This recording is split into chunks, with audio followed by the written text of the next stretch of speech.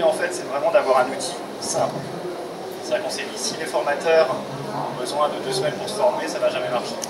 Donc c'est pour ça que l'outil, à la base, a été conçu par des pédagogues. C'est pas l'univers de la DSI compliqué, etc. Il faut que ce soit un outil très intuitif et qui soit tout de même riche pédagogiquement.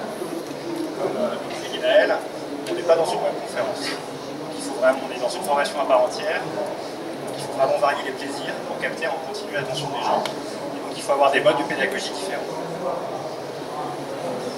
Donc il y a trois maîtres mots dans l'outil classique Eopia. Il y a la spéciabilité.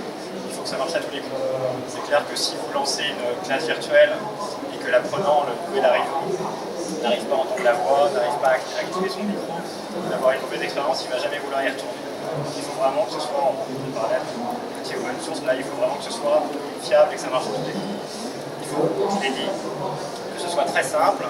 En fait, dans l'idéal, ce qu'on a l'habitude de dire chez Classio, c'est que le formateur doit être dans une situation de confort total, donc connaître vraiment son interface et oublie la technologie. Il faut que la technologie soit au service de la pédagogie et pas l'inverse. On oublie la technologie et qu'on recrée vraiment à distance les mêmes conditions qu'une classe, on échange et on interagit. Donc c'est la même notion, un peu la convivialité, hein. L'idée de créer une dynamique de groupe, de faire participer les gens. Ce qui est intéressant aussi dans une classe virtuelle, on va peut-être un peu le voir, c'est le côté ludique. Il ne faut pas s'empêcher de faire des petits jeux, des exercices, notamment quand les gens arrivent dans une classe virtuelle pour la première fois. C'est intéressant par exemple un tableau blanc et de les faire créer, en dessiner, etc. C'est comme ça qu'il faut bien s'approprier l'outil et ce côté ludique et convivial est très important. C'est une interface tout en un. Donc notre idée, c'est vraiment que l'apprenant comme le formateur reste concentré sur la même interface. Comme vous le savez, comme tout est à distance, la problématique c'est que les gens zappent, passent à autre chose, regardent leur mail, fassent du réseau social, etc.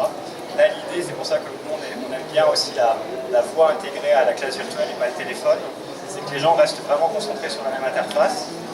C'est aussi des idées toutes simples. Par exemple, on a intégré dans l'interface un petit bloc-notes. L'apprenant n'a pas besoin d'avoir un papier crayon qui va le déconcentrer. On a vraiment une interface toute intégrée et qui est quand même très épurée, très simple d'utilisation. Et enfin, dernier point, c'est des modes d'apprentissage variés. Donc ça rejoint un peu la richesse pédagogique. Il faut que le formateur ait une interface d'animation qui lui permette de passer très rapidement d'une séquence pédagogique à l'autre.